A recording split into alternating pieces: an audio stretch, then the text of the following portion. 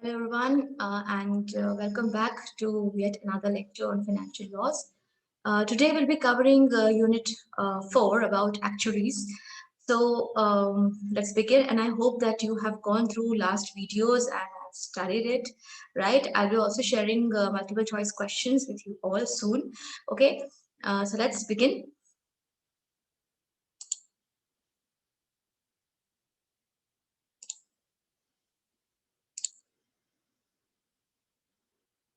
Yes. So now what we're going to study in this particular unit, right? It's about Actuaries Act 2006 that we will study in this unit.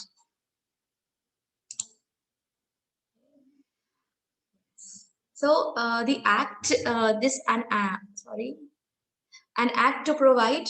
What is it? It is an act to provide for regulating and developing the profession of actuaries and for matters connected therewith or incidental thereto.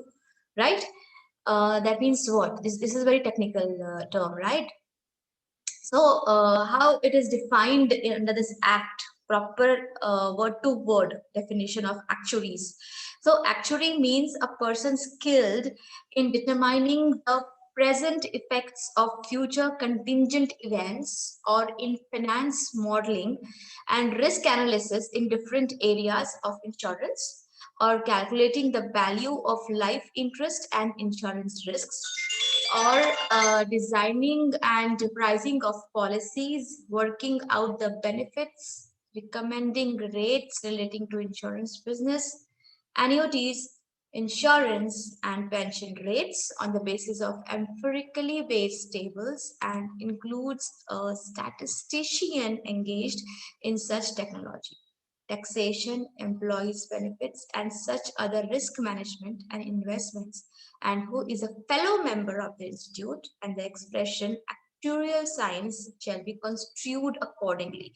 So this is the definition given of actuary, that who is an actuary in the Actuaries Act. Now, actuaries is defined under section 2A of the Act. Now, in short, let me tell you in short what it means. A person skilled in determining the current effect of future contingent events, right? Or in finance modeling or risk analysis in various areas of insurance, or calculating the value of life interest and insurance risk, right? So designing and pricing of policies, working out the benefits, recommending rates relating to insurance business and pension rates. These are all what actuaries do. Now it includes a statistician who is engaged in such technology, and the actuary is also a fellow member of the institute. Basically, it's a profession, right? Actual society means what? Means the Actual Society of India registered under the Societies Registration Act 1860 and the Bombay Public Trust Act 1950, right? Appointed day means the date on which the institute is constituted under subsection of section, right? Now, what is the need of Actuaries Act? Why was this Actuaries Act came into force? Why did it came into force? Now, the Actuaries Act provides for regulating and developing the profession of actuaries and other matters related to actuarial society. This act gives benefits to the members to have practice in the actuarial science and its application. And this Actuaries Act is defined is definitely a great aid to the economic sector in India, right? Now, we all know India is one of the many countries which have highest ranking of insurance sold here. And how they are sold in a company brings an actuary in the picture. Understood?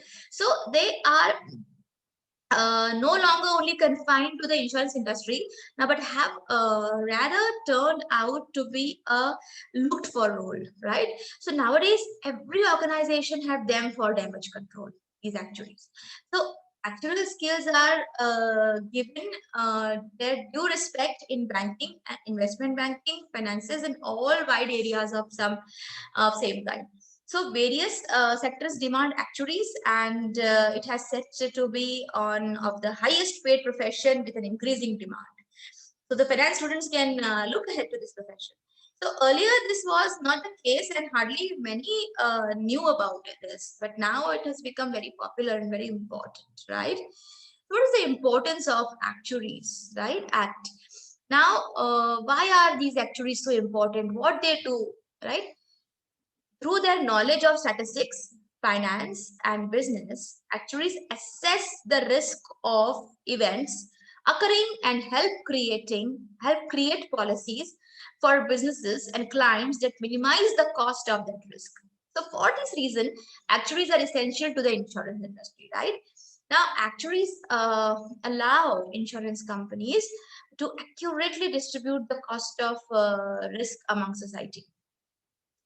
Now, since most people aren't prepared to pay for large unforeseen costs, such as car accident, so it makes sense that you would want to buy insurance, right?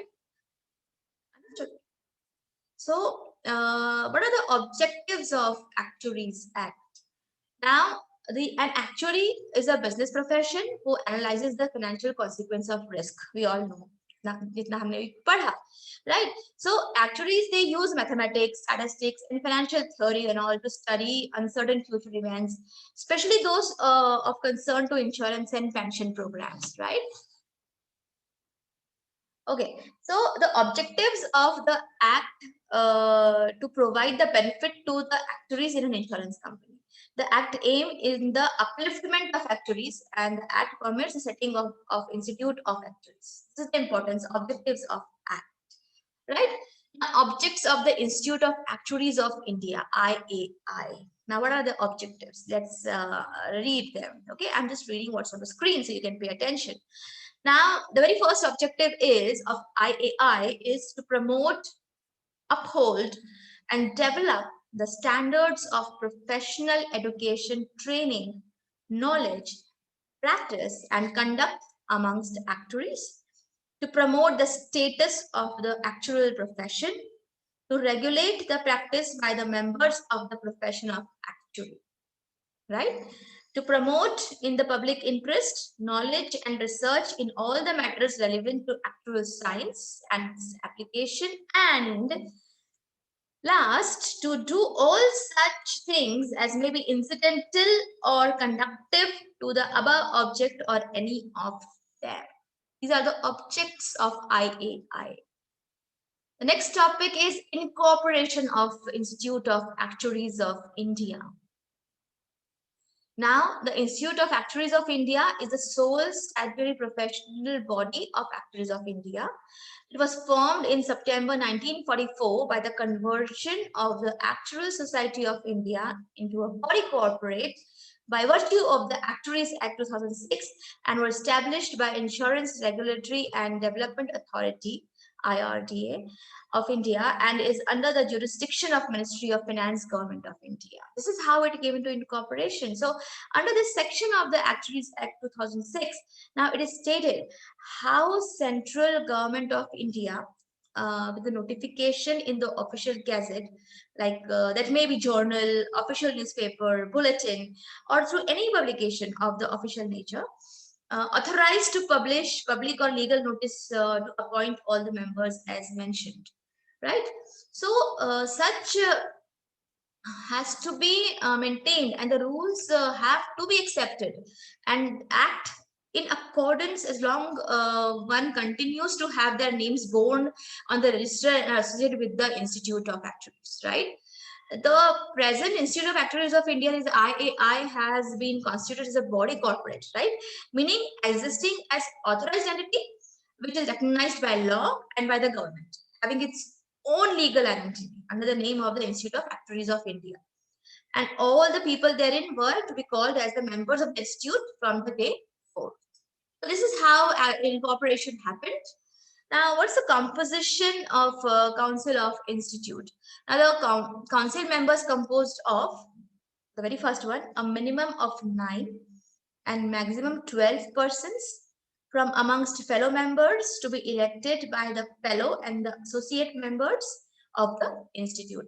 This was how the composition, okay? I'm telling about the composition. The next is an officer not below the rank of Joint Secretary to the Government of India, nominated by the central government, and one person from the Insurance Regulatory and Development Authority under the Insurance Regulatory Development Authority Act 1999. So this should be the composition, and of course, to add on, not more than 2 persons having knowledge in the field of general and life insurance, finance, economics, laws, accountancy, and any other discipline which includes the central government, right? And of course, no person holding a post under the central government or the state government is allowed here. And 1/3 of the members retire on the expiration of every second year of rotation, right? So any person shall hold office for a period of 6 years from the date of nomination. So this is how the composition of Council of Institute happens, right? Now, what are the functions of the council, right? Let's read. Now, the functions of council shall consist of holding of examination of the candidates for enrollment, specifying the qualification in the register, recognition of foreign qualification and training for enrollment, and maintenance and publication of a register who is practicing as actuaries, right? So, levy and collection of fees from members and other persons, removal of the name from the register who has been removed, issue guidelines for the observance of the members, including other persons, instituting and awarding scholarship. This is also one of the functions of council. The next one is prizes and medal by granting financial assistance to persons other than members of council. And lastly, to say the function of council is like maintenance of a library and publication of books like periodicals and journals related to actuarial science, and establishing regional council from time to time, decided by the headquarters, etc. So these all are the functions of the council. Now, the last topic is registration of members, how the registration of members happens. Now, the council has to maintain the register, the members of the institute. The register includes the particulars of the members of the institute. They are full name, date of birth, domicile, residential, and professional address. Date on which the name is entered is registered, qualifications, whether he holds certificate of practice, and any other particulars. So every member of institution shall enter his name in the register and pay annual membership fee. This is how members are registered. And the last slide, term of office of members of authority. A person appointed as a member hold office for a term of 3 years. Look, this is very important from the point of MCQs, multiple choice questions, because now you'll be having online exam and you'll be asked only multiple choice questions. So just reading multiple choice questions would not help. You have to have your fundamental knowledge very clear, because when you read theory, small things come into picture, and then this helps you in writing MCQs.